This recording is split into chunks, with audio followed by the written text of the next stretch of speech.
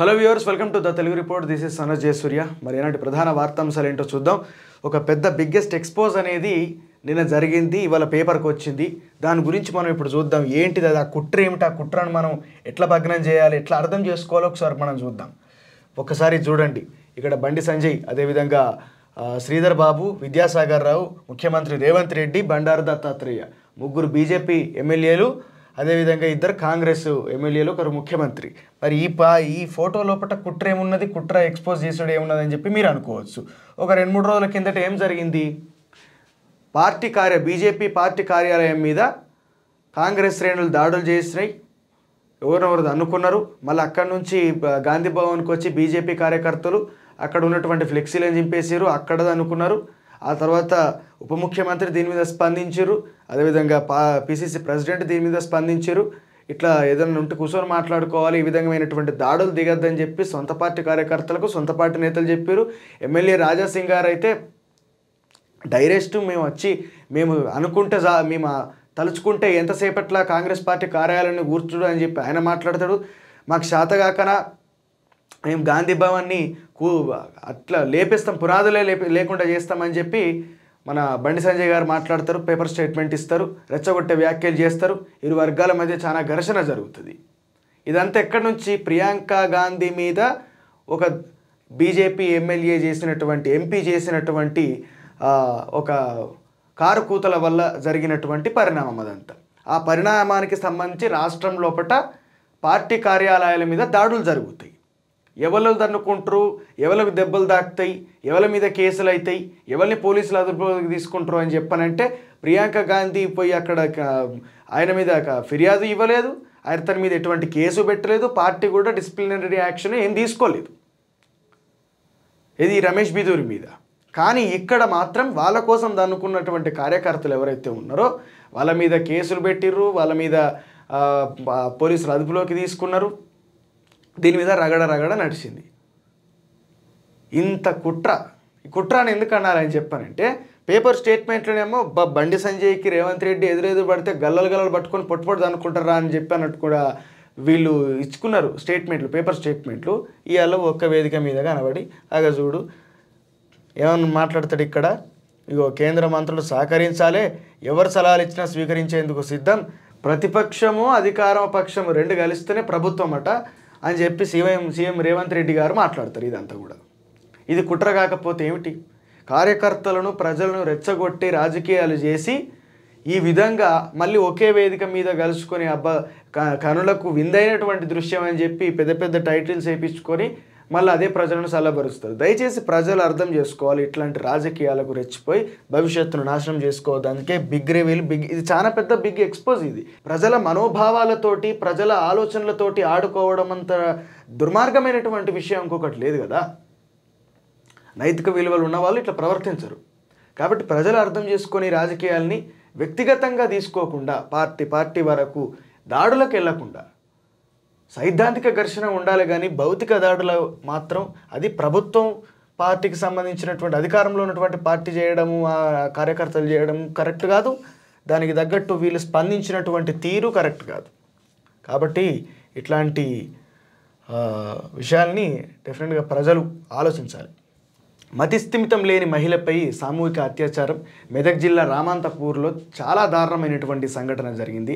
సాక్షాత్తు ఈ దేశంలో ఉన్నటువంటి ఆడవాళ్లకు సమన్యాయం జరగాలి, దళితుల కన్నా కూడా అప్పుడున్నటువంటి సమాజ పరిస్థితుల ప్రకారం హీనమైనటువంటి స్థితిలో ఉన్నటువంటి ఆడవాళ్ళు సాధికారత సాధించాలి, మగవాడితో సమానంగా నిలబడాలి అని చెప్పి కోరుకున్నటువంటి మహనీయుడు డాక్టర్ బాబాసాహెబ్ అంబేద్కర్ విగ్రహం ముందు ఒక దారుణమైనటువంటి సంఘటన. మతిస్థిమితం లేని మహిళ పైన ఒక 3 దుండగులు సామూహిక అత్యాచారం చేశారు. ఈ ఘటన కూడా తప్పిపోయినటువంటి ఇంకొక మహిళ కోసం వెతుకుతున్నటువంటి పోలీసులు ఒక సీసీటీవీ ఫుటేజ్ చూసినప్పుడు అప్పుడు అనుకోకుండా ఈ ఘటన వాళ్ళకు కనబడ్డది, అప్పుడు వెలుగులోకి వచ్చింది. కాబట్టి ఇట్లాంటి ఘటనలు ప్రతిరోజు జరుగుతున్నాయి, రాష్ట్ర వ్యాప్తంగా దేశవ్యాప్తంగా ఇట్లాంటి ఘటనలు ప్రతిరోజు జరుగుతున్నాయి.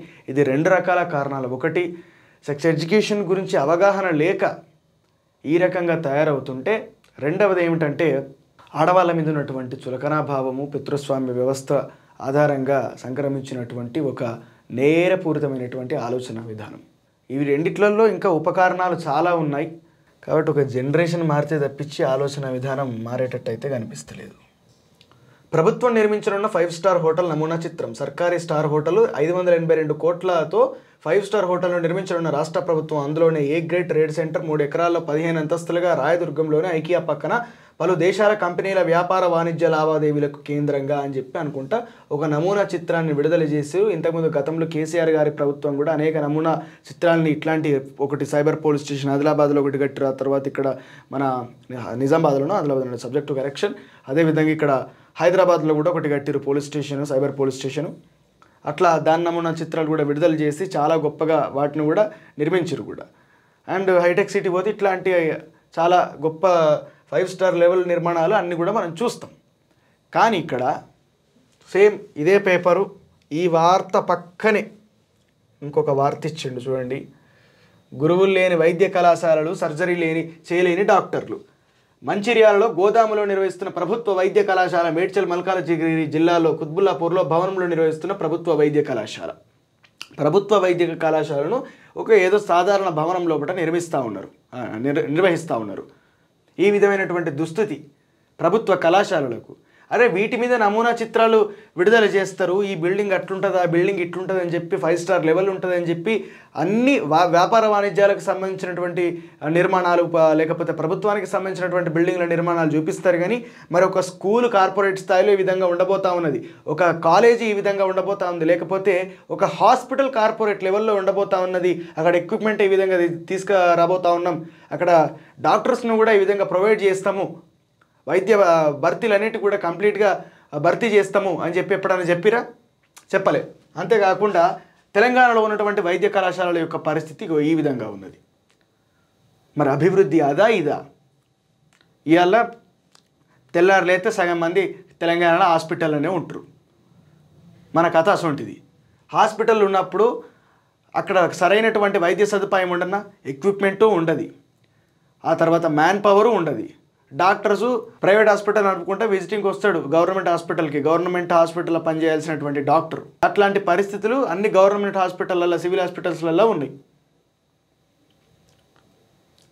పట్టించుకోవాల్సింది దేన్ని, దృష్టి పెట్టి సారించాల్సింది ఇదేనా సామాజిక తెలంగాణ? అందరూ బాగుండాలి, ఇందులో ప్రతి ఒక్కరూ భాగస్వాములు కండి, మీ ఆలోచనలు సూచనలు అందించాలి ముఖ్యమంత్రి చంద్రబాబు పిలుపు. P4 విధాన పత్రం ఆవిష్కరణ.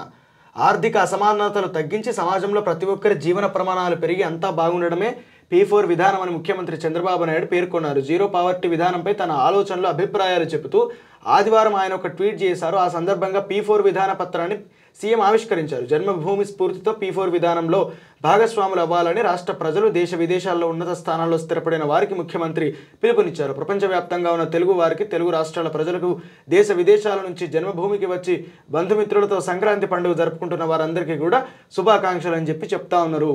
జీరో పావర్టీ అని చెప్పానంటే పేదరికం లేకుండా చేయడమా, పేదలే లేకుండా చేయడమా? ఇప్పుడు వైజాగ్ స్టీల్ ప్లాంట్ అనేది ఎంత ముఖ్యమైనటువంటి అంశమో కూటమి ప్రభుత్వానికి తెలుసు, ప్రజలకు తెలుసు. ఆ కార్మికులు, ఆ ఉద్యోగులు ఇన్ని రోజుల నుంచి, దాదాపు 1400 రోజుల నుంచి వాళ్ళు సమ్మె చేస్తా అంటే, నిరసన వ్యక్తం చేస్తా అంటే, వాళ్ళ డిమాండ్లు చెప్తా అంటే, వాళ్ళ వేడుకోలు చెప్తా అంటే ఒక్కనాడన్నా పట్టించుకున్నారా? ఏదో నామమాత్రంగా లేఖలు రాసుడు, నామమాత్రంగా ప్రెస్ మీట్ల మేము మాట్లాడతామని చెప్పి చెప్పుడు, ఉప ముఖ్యమంత్రి గారు మాట్లాడిన దానికి పొంతన ఉండకపోవుడు, అది కాదా? కార్మికుల సంక్షేమం లేనటువంటి రాజ్యం స్థిరంగా ఉంటుందా? కార్మికులు, కర్షకులు ఇద్దరు ఇదేనా? మీరు విజన్ 2020 అని అప్పుడెప్పుడో అన్నారు, స్వర్ణాంధ్రప్రదేశ్ అని అప్పుడెప్పుడో 20 ఏళ్ళ కిందట అన్నారు. 20 ఏళ్ళు విజన్ 2020 మళ్ళీ ఇప్పుడు విజన్ 42 24 ఎక్కడికో వచ్చింది. ఇప్పుడు మొత్తానికి మొన్న 47 విజన్ 2047 కావచ్చు నాకు తెలిసి.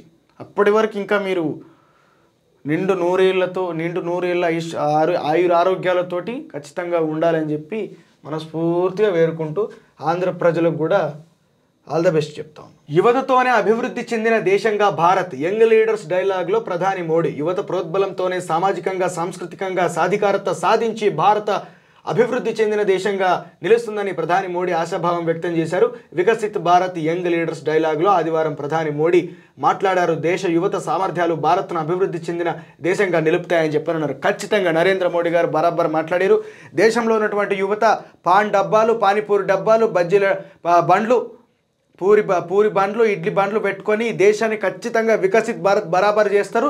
మా బండ్లు పెట్టుకోవడానికి వీళ్ళు నెలకంటున్నా ముద్ర లోన్లు 1,00,000 కూడా ఇస్తారు, ఖచ్చితంగా సాయం చేస్తారు.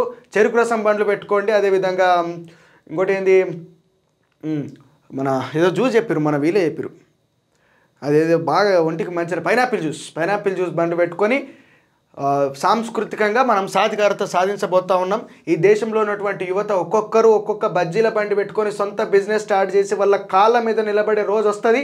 తప్పకుండా ఈ దేశం అభివృద్ధి చెందిన దేశంగా మోడీ గారి హయాంలో మారకపోతే ఏమన్నవరా అని చెప్పని అన్నప్పుడు అదే వికసిత్ భారత్, అదే మేక్ ఇన్ ఇండియా. షేక్ కావాలి మేక్ ఇన్ ఇండియాలో. ఎటువంటి తయారు చేయాలంటే మనోళ్ళు మంచి మేధావులు కదా. ఇప్పుడు చెరుకు రసం బండి ఒక చోటు నుంచి ఇంకో చోటుకు పోవాలంటే ఒక ఇంజన్ తలిగిస్తుంది కదా, అట్లా బజ్జీల బండికి ఒకటి, కొద్దిగా పెట్రోల్ వాడకుండా లేకపోతే కొంచెం వాటర్ తోట నడిచేటట్టు అట్లాంటి రకాలుగా చేస్తే ఇప్పుడు ఎవరైతే బిజినెస్లు పెట్టుకున్నటువంటి వాళ్ళు ఉన్నారో మోడీ గారు వాళ్ళైతే ఆ విధంగా వాళ్ళకి ఈజీ అయిపోతుంది. ఆ ₹1,00,000 లోపల ఏదో సర్దుబాటు అయిపోయి అదంతా కూడా ఆ బిజినెస్ మంచిగా నడవడానికి వీలవుతుంది. దాంతో మన నరేంద్ర మోడీ గారు అమెరికాకు ఆయన వెళ్ళిపోతాడు, మన రిప్రజెంట్గా అమెరికాకో, పాకిస్తాన్కో, ఆఫ్ఘనిస్తాన్కో, లేకపోతే కిజకిస్తాన్కో, తజకిస్తాన్కో, ఇరికిస్తాన్కో, ఖబరస్తాన్కో పోయి అక్కడ సభలు పెట్టి నిలబడి అప్పుడు Viksit Bharat, make in India ఇది అని చెప్పి మన గురించి గొప్పగా గర్వంగా ఆయన మాట్లాడతాడు టెలిప్రాంప్టర్లు పెట్టుకొని.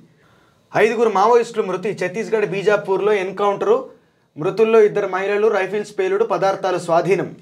ఛత్తీస్గఢ్లో మరో ఎన్కౌంటర్ చోటు చేసుకుంది. బీజాపూర్ జిల్లా మద్దేడ్ పోలీస్ స్టేషన్ పరిధిలో బందీపారా, కోరంజేడ్ గ్రామాల మధ్య ఉన్న అటవీ ప్రాంతంలో ఎన్కౌంటర్ జరిగింది. నక్సలైట్ల కదలికల సమాచారం అందుకున్న భద్రతా బలగాలు యాంటీ నక్సలైట్ ఆపరేషన్ చేపట్టాయి.